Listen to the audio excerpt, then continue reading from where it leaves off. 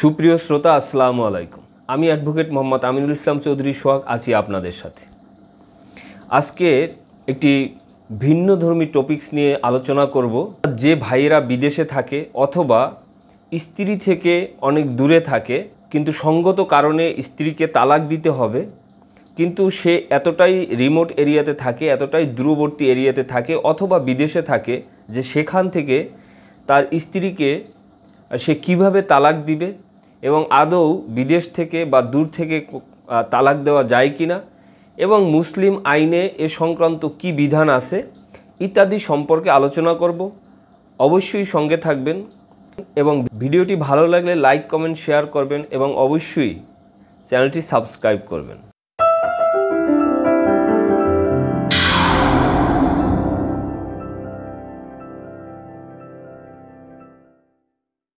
সুপ্রিয় শ্রোতা, আমরা হয়তো জানি যে মুসলিম আইনে বিবাহ যেরকম রেজিস্ট্রি করে করা হয়, বিবাহ একটি দেওয়ানি চুক্তি, এটা আমরা অনেকেই জানি। আর যারা না জানেন তারা আজকে জানলেন যে বিবাহ মূলত একটি দেওয়ানি চুক্তি এবং আপনি ইচ্ছা করলে সে চুক্তিটা আপনি বাতিল করতে পারেন, অর্থাৎ আপনি তালাকের মাধ্যমে এই চুক্তি থেকে সরে যেতে পারেন। এখন কিভাবে আমরা তালাক দিব বা কিভাবে তালাক হয় এটা অনেকে জানি, তারপরও ছোট করে বলি। The Muslim families laws ordinance 1961-এর 7 ধারার বিধান অনুযায়ী তালাক রেজিস্ট্রি করা হয়। অর্থাৎ কোনো স্বামী যদি তার স্ত্রীকে তালাক দিতে চায় তাহলে দুজন সাক্ষীর সম্মুখে তালাক শব্দ উচ্চারণ করে কাজীর যে ভলিউম থাকে সেখানে সাইন করে তালাক প্রসেস শুরু হয়।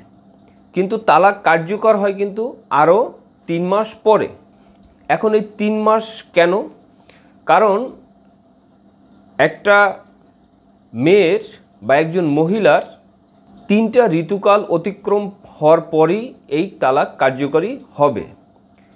অর্থাৎ 3 মাস 10 দিন বা 3 মাস অতিক্রম না হওয়া পর্যন্ত কিন্তু তালাক কার্যকর হবে না।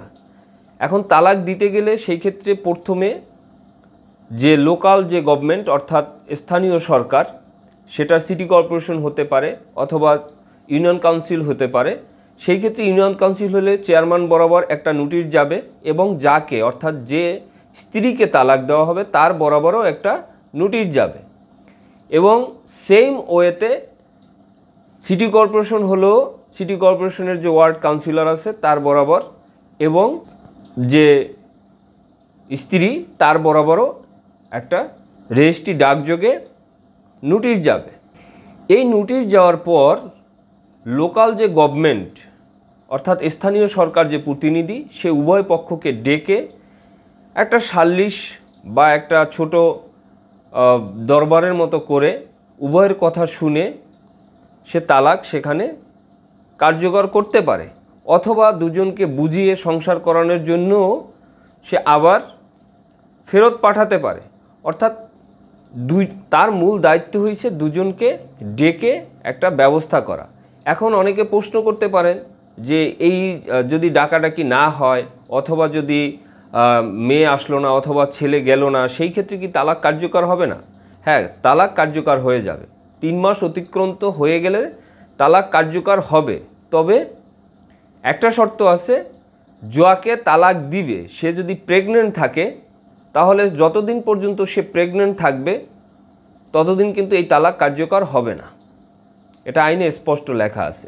এবং এই যে আমরা যে নোটিশটা পাঠাই এবং চেয়ারম্যান যে বা মেয়র সাহেব বা কাউন্সিলর সাহেব ডেকে যে আনুষ্ঠানিকতা পালন করে, এটাও কিন্তু আইনে বলা নেই, কিন্তু এটা একটা রিচুয়াল হয়ে আসছে। অর্থাৎ এটা এখন একটা প্রথায় পরিণত হয়ে গেছে, যার জন্য আমরা এই কাজটা করে থাকি। এখন আসি মূল কথায়। আমরা জানি যে মুসলিম লজ অর্ডিন্যান্স 1961-এর 7 ধারা অনুযায়ী কাউকে তালাক দিতে হলে স্বামী যদি তালাক দেয় তাহলে তাকে উপস্থিত থেকে দুজন সাক্ষীর সামনে এবং যে আনুষ্ঠানিকতার কথা আমি অলরেডি বলেছি সেই আনুষ্ঠানিকতা সেরেই সাধারণত তালাক কার্যকর করতে হবে। এখন যে বিদেশ থাকে তাহলে সে কিভাবে তালাক দিবে? তাহলে সে কি তালাক দিতে পারবে না?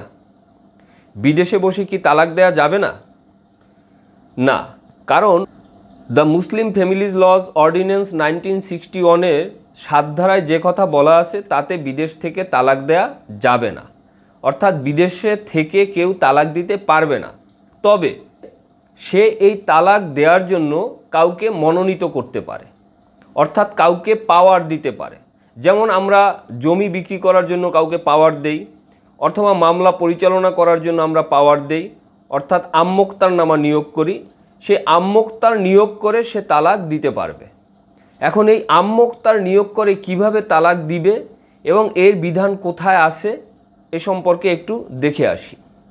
একজন সুস্থ সাবালক ব্যক্তি, অর্থাৎ যার বয়স 18 বছর হয়ে গেছে, সে স্বাভাবিক নিয়মে যে কাজগুলো করতে পারে সেই একই কাজ তার অ্যাবসেন্সে তার মনোনীত কোনো ব্যক্তিও করতে পারবে। এ সম্পর্কে 2012 সালে পাওয়ার অফ অ্যাটর্নি অ্যাক্ট 2012 নামে একটা নতুন অ্যাক্ট হয়। এই অ্যাক্টের 2-1 ধারায় এর সংজ্ঞা দেওয়া হয়, যে সংজ্ঞাটা আমি অলরেডি বললাম।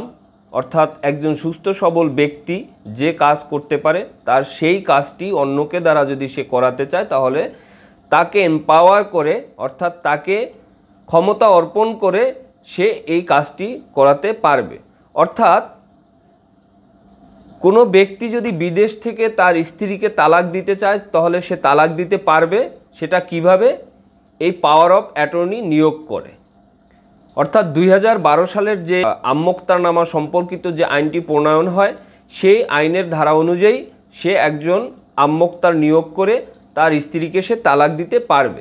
এখন কথা হলো, পাওয়ার অফ অ্যাটর্নি কিন্তু আবার 2 ধরনের, অর্থাৎ আমোক্তার 2 ধরনের হতে পারে।